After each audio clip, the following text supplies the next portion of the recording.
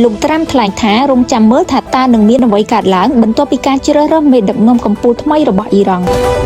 យោងតាមសារព័ត៌មាន Time of Israel កាលពីថ្ងៃទី 8 ខែមីនាបានឲ្យដឹងថាពាក់ព័ន្ធនឹងការជ្រើសរើសលោកម៉ូតាបាខាមេនីដែលជាកូនប្រុសទី 2 របស់លោកអាយ៉ាតូឡាអាលីខាមេនីដែលបានស្លាប់ឲ្យឡើងជាមេដឹកនាំកម្ពុជាថ្មីរបស់អ៊ីរ៉ង់លោកត្រាំបានមានប្រសាសន៍ថាលោកនឹងរងចាំមើលថាតើនឹងមានអ្វីកើតឡើងបន្តទៀតដោយលោកបានជៀសវាងការផ្ដល់មតិយោបល់លម្អិតប៉ុន្តែបានបង្ហាញជំហរតាមដានស្ថានភាពយ៉ាងយកចិត្តទុកដាក់បំផុតពាក់ព័ន្ធនឹងសំណួរថាតើសង្គ្រាមនឹងបញ្ចប់នៅពេលណាលោកត្រាំបានបញ្ជាក់ថាលោកនឹងធ្វើការសម្រេចចិត្តដោយផ្អែកលើការយល់ឃើញទៅវិញទៅមកជាមួយនាយករដ្ឋមន្ត្រីអ៊ីស្រាអែលលោកណេតាន់យ៉ាហ៊ូទោះបីជាមានការពិភាក្សាជាមួយអ៊ីស្រាអែលក៏ដោយលោកត្រាំបានសង្កត់ធ្ងន់ថាយើងបានពិភាក្សាគ្នាហើយខ្ញុំនឹងធ្វើការសម្រេចចិត្តនៅពេលវេលាដែលសមស្របណាមួយប៉ុន្តែការសម្រេចចិត្តនោះនឹងត្រូវគិតគូរពីគ្រប់ទិដ្ឋភាពទាំងអស់សារនេះទំនងបង្ហាញឲ្យឃើញថាទោះបីជាមានការពិភាក្សាជាមួយសម្ព័ន្ធមិត្តក៏ដោយក៏អំណាចសម្រេចចិត្តចុងក្រោយលើការបញ្ចប់ការវាយប្រហារគឺស្ថិតនៅក្នុងដៃរបស់លោកប្រធានាធិបតីសហរដ្ឋអាមេរិកលោកដូណាល់ត្រាំផ្ទាល់